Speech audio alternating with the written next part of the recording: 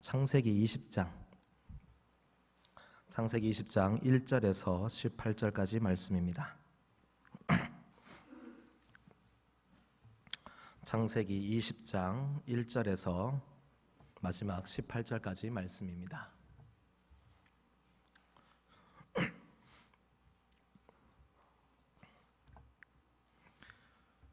아브라함이 거기서 네게브 땅으로 옮겨가 가데스와 술 사이 그랄에 거류하며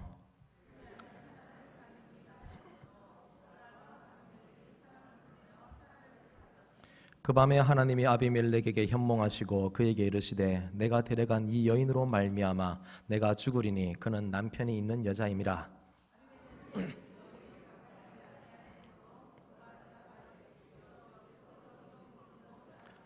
그가 나에게 이는 내 누이라고 하지 아니하였나이까. 그 여인도 그는 내 오라비라 하였사오니 나는 온전한 마음과 깨끗한 손으로 이렇게 하였나이다.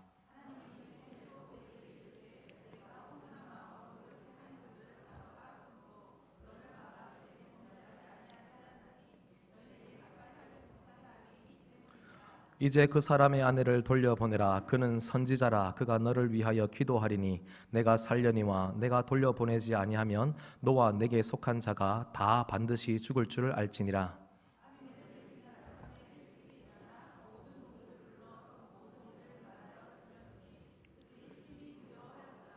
아비멜렉이 아브라함을 불러서 그에게 이르되 내가 어찌하여 우리에게 이렇게 하느냐. 내가 무슨 죄를 내게 범하였기에 내가 나와 내 나라가 큰 죄에 빠질 뻔하게 하였느냐. 내가 합당하지 아니한 일을 내게 행하였도다 하고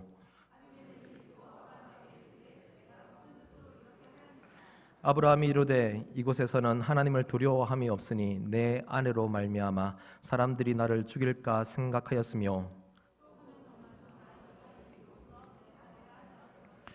하나님이 나를 내 아버지의 집을 떠나 두루 다니게 하실 때에 내가 아내에게 말하기를 이후로 우리의 가는 곳마다 그대는 나를 그대의 오라비라 하라. 이것이 그대가 내게 베풀 은혜라 하였으노라.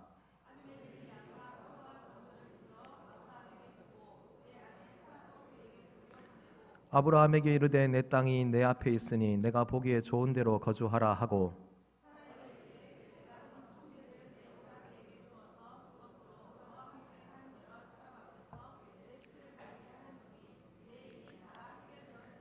아브라함이 하나님께 기도하매 하나님이 아비멜렉과 그의 아내와 여종을 치료하사 출산하게 하셨으니 여호와께서 이왕에 아브라함의 아내 사레의 일로 아비멜렉의 집에 모든 태를 닫으셨습니다. 아멘. 할렐루야. 오늘 이 시간 기도의 자리에 또 찬양의 자리에 말씀의 자리에 오신 여러분을 진심으로 환영합니다. 오늘 함께 말씀을 생각해 보겠습니다. 오늘 말씀의 제목은 그가 너를 위하여 기도하리니 내가 살리라 라는 제목입니다. 조금 길지요. 그가 너를 위하여 기도하리니 내가 살리라 라는 제목입니다. 여러분, 아브라함의 별명이 뭐죠? 우리가 아브라함을 뭐라고 부릅니까? 믿음의 조상이라고 그렇게 부릅니다. 그런데 우리가 알기에 아브라함에게 잘 해결되지 않는 한 가지 문제가 하나 있었습니다. 그게 뭐냐 하면 자기 목숨 살겠다고 아내를 누이라고 속이는 것입니다.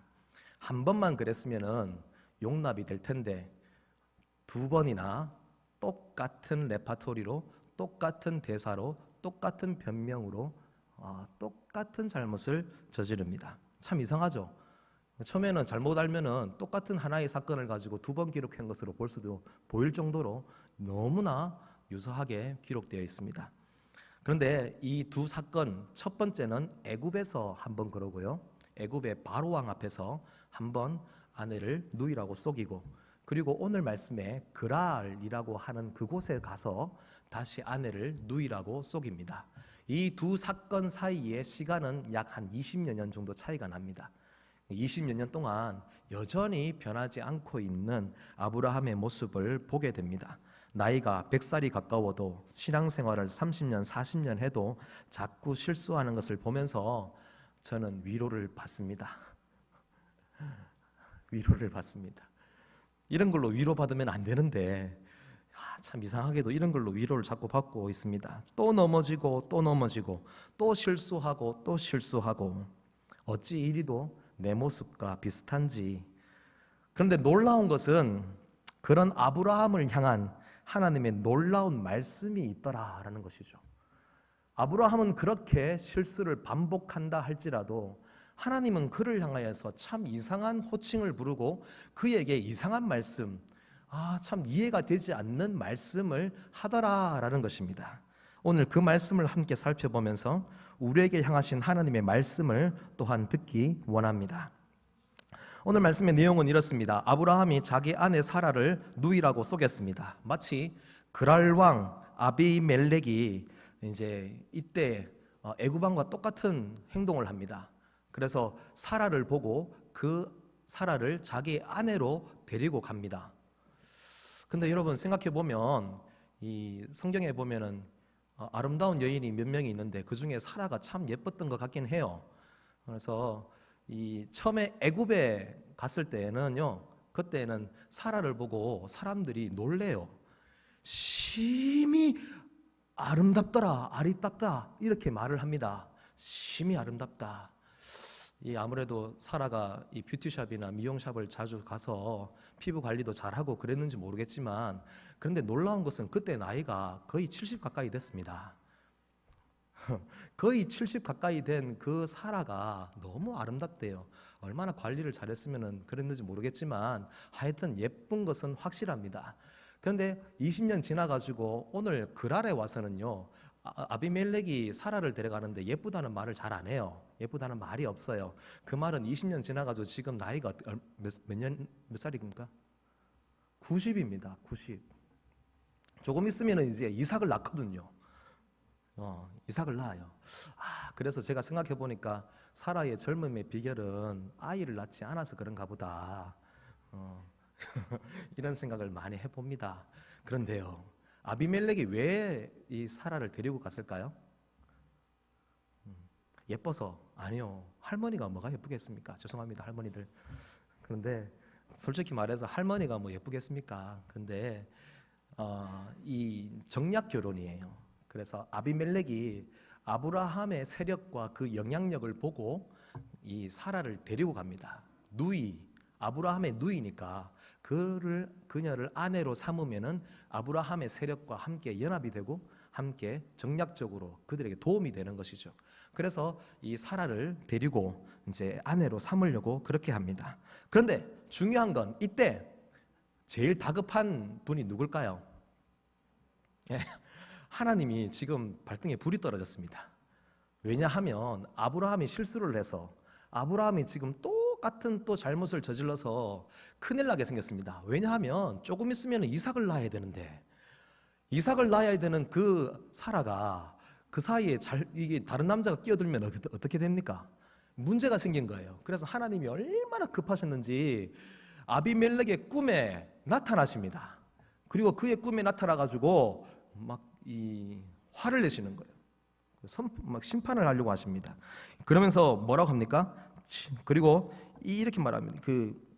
이 여자 건들지 마라. 한마디로 말하면 남편이 있는 여자다. 이 여자를 네가 건들면은 너와 네 집에 속한 사람들 다 죽을 거야. 그렇게 말합니다.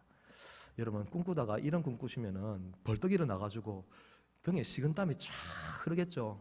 얼마나 놀랬겠습니까? 그래서 아브라함을 급히 불러가지고 네가 왜 우리한테 무슨 원한이 있어가지고 이런 짓을 했느냐라고 하니까 역시 우리의 아브라함은 동일하게 애굽에서 했던 말 그대로 합니다. 참 비겁한 변명을 합니다. 알고 보면요, 사실 사라 그 여자가 저하고 남매지간이에요. 제 누이가 맞긴 맞습니다 라고 하면서 또 이렇게 변명을 하기 시작합니다. 여러분, 특히 우리 여자 성도님들 이런 남자 어떻습니까? 예, 참 못났죠. 참 못났습니다. 그런데 하나님은 어찌 이런 사람을 향하여서 이런 놀라운 말씀을 하시는지 모르겠습니다. 깜짝 놀랄 말씀을 합니다. 아브라함을 향하여서. 이거 아비멜렉에게 한 말인데 실제로는 아브라함 들으라고 하는 말입니다. 얼마나 놀라운 말씀을 하시는지요. 여러분 7절 말씀 같이 한번 읽겠습니다. 7절 말씀입니다. 같이 읽습니다. 시작. 이제 그 사람의 아내를 돌려보내라. 그는 선지자라. 그가 너를 위하여 기도하리니 내가 살려니와 내가 돌려보내지 아니하면 너와 내게 속한 자가 다 반드시 죽을 줄 알지니라. 뭐가 놀라울까요? 지금까지 들었던 제가 말씀드리고 설명한 내용대로 하면은 아브라함은 지지리도 못난 남자입니다. 어떻게 자기의 아내를 자기 살자고 그렇게 누이라고 속입니까? 자기 한 목숨 살자고 그렇게 변명하고 그렇게 나쁜 수를 쓰는 이런 남자 전혀 남편으로서 이건 자격이 없습니다. 그런데 하나님은 그런 남자, 그런 아브라함을 향하여서 뭐라고 합니까? 선지자라라고 그렇게 말합니다. 그는 선지자다라고 그렇게 말을 합니다. 그리고 선지자인 그 아브라함이 아비멜렉 그를 위하여서 기도해야지만 아비멜렉이 살아날 수 있다라고 그렇게 말합니다. 즉 이 아비멜렉의 생명을 누구에게 지금 쥐어준 겁니까? 아브라함에게. 아브라함이 기도하면 살고 기도하지 않으면 죽는다라고 하는 그 말씀을 하시는 겁니다. 그는 선지자다. 선지자인 그가 기도해야 네가 산다라고 그렇게 하나님이 지금 아비멜렉에게 말씀하고 있는 겁니다. 아브라함은 자기 목숨을 구하고자 아내를 누이라고 속이는 잘못을 저질렀는데 하나님은 아브라함을 향해서 선지자라고 하고 아브라함의 기도에 사람의 목숨이 달려있다고 합니다. 죽고 사는 문제가 그의 기도에 달려있다라고 그렇게 말씀을 합니다. 아브라함이 믿음의 조상이라고 하지만 알고 보면 그것은 아브라함의 잘남에 있는 것이 아니라 오직 하나님의 은혜일 뿐이라는 것을 여러분 꼭 기억하시기 바랍니다. 하나님께서 아브라함과 함께 일하시기로 작정하셨기 때문에 아브라함의 믿음의 조상이 된 것이죠. 하나님이 그와 함께 일하겠다. 내가 너와 함께 하겠다. 그리고 너의 기도를 통하여서 사람들을 살리는 일을 내가 하겠다라고 그렇게 말씀을 하는 것입니다. 우리의 잘남이나 우리의 현재 상태가 어떠하든지 우리가 믿음으로 부르심을 받았다면 우리의 기도도 마찬가지입니다. 우리의 기도도 또한 아브라함과 함께 살리는 그런 일에 부르심을 받았다라는 것이죠. 여러분, 이것이 이 순간에 그렇게 말씀하신 것이 아닙니다. 아브라함이 처음 하나님께 부르심 받을 때에 그때의 그 모습을 한번 가보시기 바랍니다. 너를 축복하는 자에게는 내가 복을 내리고 너를 저주하는 자에게는 내가 저주하리니 땅의 모든 족속이 너로 말미암아 복을 얻을 것이라. 이것이 아브라함이 받은 부르심입니다. 그가 이 부르심대로 살아야 하는데 이대로 살지 못하니까 세상에 수치를 당한다. 그래서 다시 아브라함에게 이 부르심대로 아브라함을 통하여서 죽고 사는 문제가 나누어지는 것처럼 아브라함을 통하여서 복의 문제가 나누어지는 것처럼 이것처럼 아브라함에게 너는 기도로 사람을 살리는 사람이다 라고 그렇게 다시 깨우쳐 주는 것이죠. 하나님이 아브라함을 향하여서 그는 선지자다 라고 말하는 것은요, 그의 현재의 그 모습을 보고 그렇게 말씀하시는 것이 아니라 하나님이 하시고자 하는 그 일 때문에 그런 것입니다. 하나님이 아브라함을 통하여서 그 일을 하려고 하는 것이죠. 오늘날 우리를 통하여서 하나님이 그 일을 하려고 할 때에 하나님은 또한 우리에게 이와 같은 말씀을 하실 줄로 믿습니다. 아브라함의 기도는 살리는 기도로 살리는 힘이 있습니다. 이것은 아브라함에게만 해당되는 것이 아닙니다. 여러분, 예레미야 29장 7절에 보면 이런 말씀이 있습니다. 너희는 내가 사로잡혀 가게 한 그 성읍의 평안을 구하고 그를 위하여 여호와께 기도하라. 이는 그 성읍이 평안함으로 너희도 평안할 것입니다. 여러분, 이 말씀이 무슨 말씀인 줄 아십니까? 하나님의 백성인 유대 백성들이 바벨론으로 포로로 끌려갑니다. 포로로 끌려간 그 상황 속에서 이 하나님의 백성들을 향하여서 몰락하고 포로로 끌려가는 그 비참한 상황 중에 있는 그 백성들을 향하여서 하나님이 뭐라고 말씀하느냐면 내가 사로잡혀 가게 한 그 성읍, 그 성읍에 너희들이 가는 것이 아니라 너희들은 내가 사로잡혀 가게 해서 그 성읍에 가는데 그 성읍에 가서 그 성읍을 위하여서 평안을 위해 기도하라라고 그렇게 말씀을 합니다. 여러분, 생각해 보십시오. 이런 마음이 듭니까? 내가 지금 포로로 끌려갔습니다.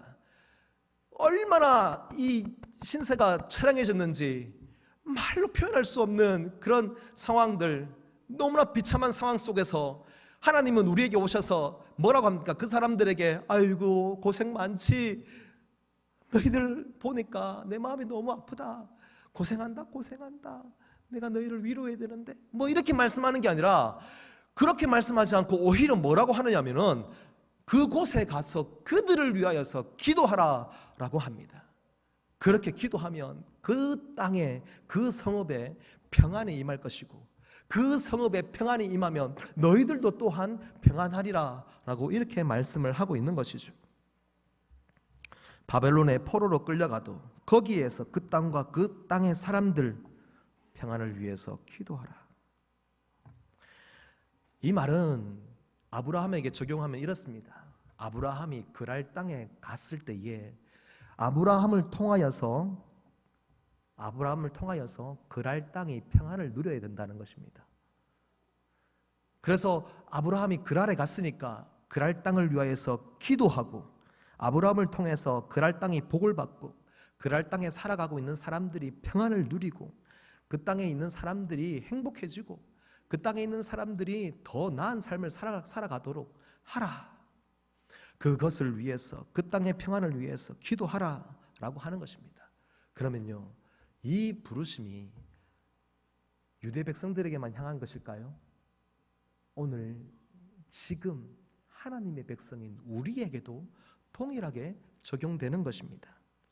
우리는 기도하기 위해 부름받은 선지자다라고 그렇게 말씀하는 것이죠.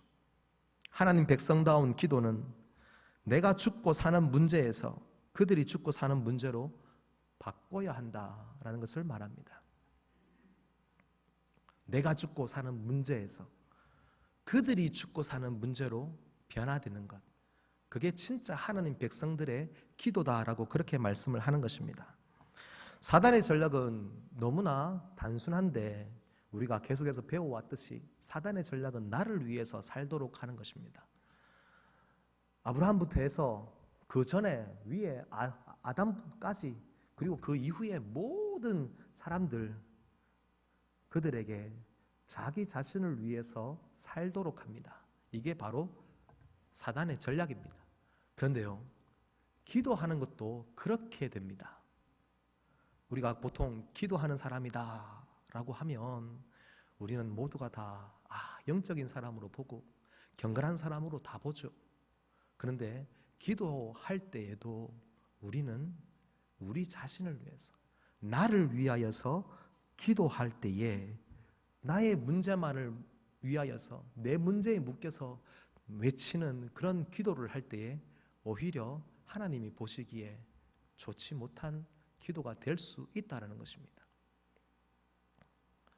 기도는 많이 하는데 기도를 해도 하나님의 앞에서 바르게 되지 못한 기도들이 많습니다. 우리의 정욕을 위해서, 우리의 육체의 문제들, 우리의 생활의 문제들, 내 자신의 삶의 문제들에 묶여가지고 거기에서만 기도하고 있는 기도자가 아닙니까? 더 이상 내 문제로 걱정하지 말고 내 문제에 묶여 기도하는데, 그것 하지 말고 기도를 할 때에 정말 자기 자신을 내려놓고 남을 위해서 기도할 수 있는 그 기도의 시간이 우리에게는 더 많이 필요하다라는 것입니다. 아브라함이 자기 목숨 하나 살려고 하다가 사람들을 죽을 위기에 처하게 만들었습니다. 그에게 선지자라고 그렇게 부르시는 이유는 깨달으라라는 말입니다. 오늘날 우리에게 이 말씀을 주시는 이유도 또한 깨달으라라고 하는 줄 믿습니다. 그래서 하나님 앞에 우리의 문제에 묶여서 기도하는 사람이 아니라 오늘 이 시간 우리가 우리 자신을 내어놓고 그 앞에서 하나님 앞에 간절하게 기도함으로 그들을 살리는 그런 기도가 될 수 있기를 바랍니다. 십자가가 왜 승리일까요? 우리는 십자가를 승리로 봅니다. 왜 십자가가 승리입니까? 겉으로 보기에는 완전한 참패인데 그 십자가 위에서 예수님이 자기를 완전히 내어주셨기 때문에 그것은 바로 승리의 십자가입니다. 우리에게도 마찬가지입니다. 우리를 완전히 내어줄 때에 바로 우리는 승리의 십자가를 지고 가는 사람입니다. 그래서 역대하 7장 14절에 이렇게 말합니다. 우리가 너무나 잘 아는 말씀이죠. 코로나 사태를 겪고 있으면서 우리가 이 구절을 가지고 기도를 많이 합니다. 교회들마다 이 구절을 붙들고 기도하고 있습니다. 내 이름으로 일컫는 내 백성이 그들의 악한 길에서 떠나 스스로 낮추고 기도하여 내 얼굴을 찾으면 내가 하늘에서 듣고 그들의 죄를 사하고 그들의 땅을 고칠지라 라고 이렇게 말씀을 하고 있습니다. 우리의 기도, 전 수요기도회를 통하여서 우리가 나의 기도가 아닌 우리의 기도를 할 때에, 근데 이 우리의 기도도 잘 생각해 봐야 될 것 같아요. 유명한 말이 있죠.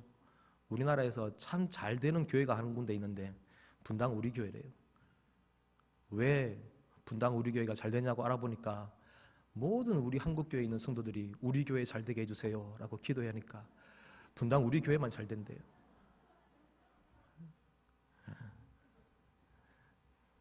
교회도요 깨져야 되죠. 함께 교회가 살고 이 땅에 있는 모든 교회들이 살고, 그래서 나를 깨트리고 우리를 위해서 기도하되 그 우리가 모든 교회와 또 이 땅에 있는 모든 사람들을 위하여서 우리의 기도가 쓰여질 수 있기를 바랍니다. 에스겔의 골짜기에 뼈들이 널려 있습니다. 다 죽어 있어요. 그곳에 우리의 기도가 또한 외쳐지면은 에스겔 골짜기, 그 골짜기 같은 그 지금 이 땅의 상황 아닙니까? 그 상황 속에서도 하나님의 생기가 그곳에 들어가고 그 땅이 다시 살아나는 역사들이 있을 줄로 믿습니다. 참 너무나 감사하게도 말씀에서 그것을 확실하게 보여주고 있습니다. 마지막으로 여러분 말씀을 읽고 마치겠습니다. 17절과 18절 말씀 함께 읽겠습니다. 같이 읽습니다.